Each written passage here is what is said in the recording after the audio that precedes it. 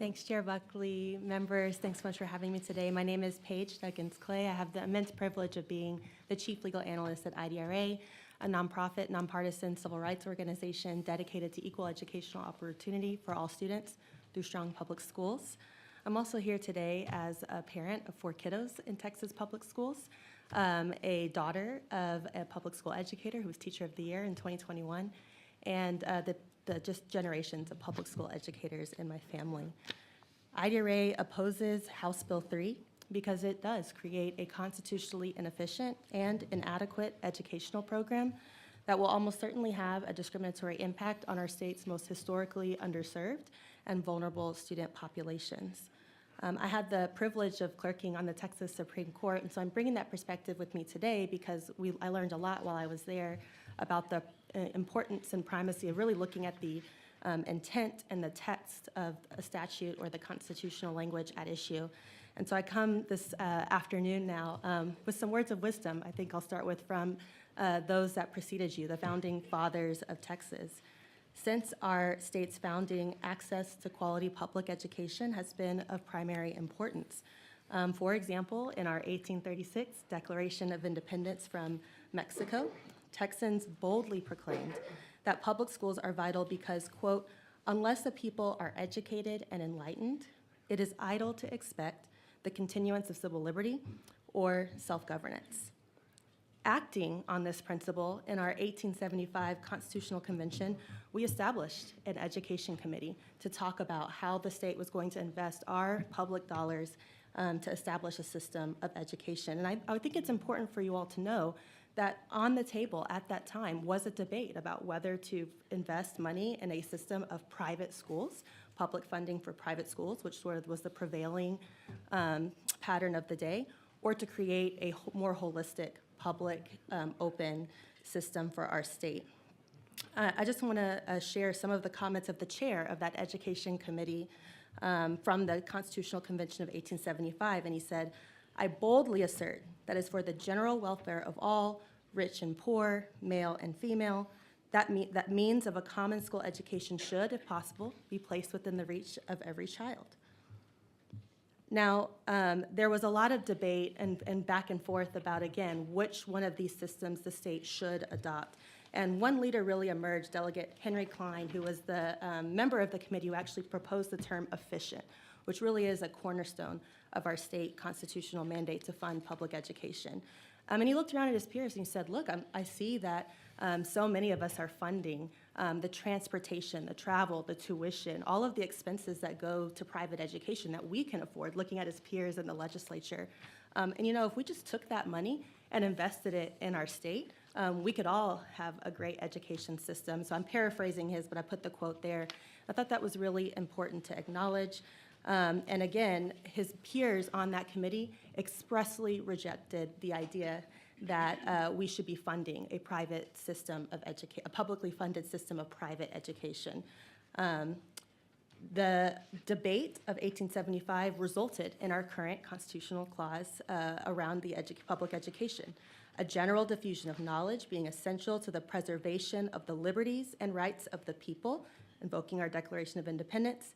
It shall be the duty of the legislature to establish and make suitable provision for the support and maintenance of our efficient system of public schools.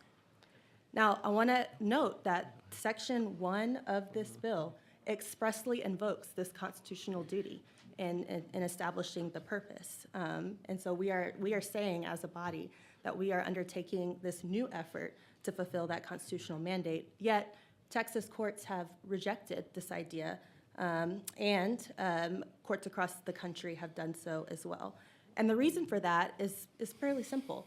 We can't create conflicting, multiple ways of addressing this constitutional mandate. There's well-settled Texas constitutional law that talks about how once the Constitution or a statute has expressly established a duty or a right or a means of doing it, we can't then do something that is the opposite. And I'm happy to talk a little bit more about that case law if that's an interest. Ultimately, Article 7, Section 1 is not just an aspirational statement. It is a carefully crafted, built on hours of debate, and it has a clear framework for providing an adequate, efficient equitable public school funding system. I know I'm at the end of my time. There was a lot of debate earlier and questions about how this bill might create and have a discriminatory impact. I'm happy to unpack that a little bit further, but I just will point the members of this committee to the Texas Bill of Rights, which does contain a provision that clearly says that the state cannot fund discrimination on the basis of race, creed, color, or sex. And so I want to make sure that you all are aware of that mandate. Okay. Thank you all very much. I'm happy to answer questions. All right. We have a compulsory school age that applies to, I guess it goes all the way to 18 now. Should we give parents the right to decide whether their kids go to school at all? If I'm understanding the question correctly, Chairman, are you querying whether we should repeal sort of the compulsory education mandate for our state? Well, that's in part, but I guess what I'm saying is that I keep hearing this outrage about parents making all the decisions for their children. And I'm wondering, one of the things we do as legislators is we've mandated compulsory school attendance. I actually And really suppose a appreciate. parent decide, I don't want my kid to go to school at all. I actually really appreciate that you asked this question. I'm kind of a nerd, and I spent a lot of time reading the debates in the Constitutional Convention of 1875. And one of the topics that came up was the fact that at the time, some parents weren't sending their kids to school at all because they weren't wanting them working, on the family farm or in the family business, right? And it was brought up that, in fact, the better investment for our state and the needs of our state to be competitive from an economic, to develop civics and morals and all the things that we need to be good, productive citizens, was that a compulsory education clause was required. And so that was part of the vision for the school funding and the school mandate. And so, no, I do not think it would be good policy to repeal that, and that should not be a choice. But you'll recall there were some people against compulsory school education. Indeed.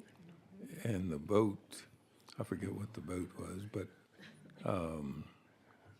that means there were some people who obviously didn't want to do that. They wanted to, not that they didn't want their kids to go to school, they just didn't want the state telling them and forcing them, the children, to have to go to school. And so I just wondered, how far do we go with that?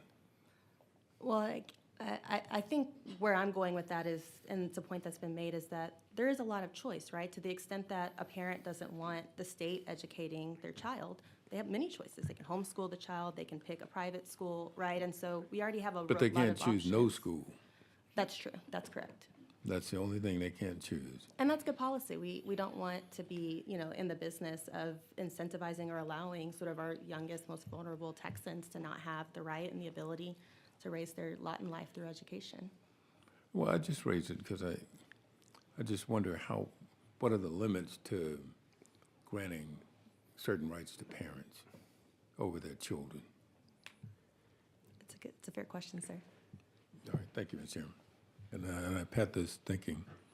The University Interscholastic League has a lot to do with where athletes who are in certain schools and dictate where they can play and when they transfer schools, whether they're eligible or not.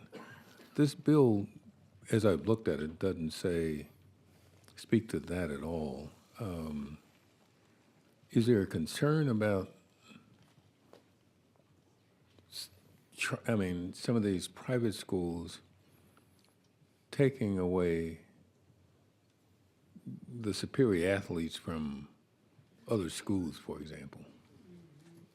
I think it's a fair question, Representative, and it brings us back to the point that our public schools are the schools that serve all students, that create the most opportunities for all different students, whether they are athletes or musicians or artists or students with disabilities or students with language access needs, right?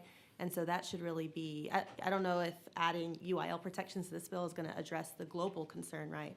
That a voucher program just doesn't serve all students in Texas. Well, or should the UIL be able to dictate even if the student accesses a voucher? I don't think I can speak to that, sir. You what? I don't think I can speak to that one, sir. Okay. All right, thank you, Ms. Chairman.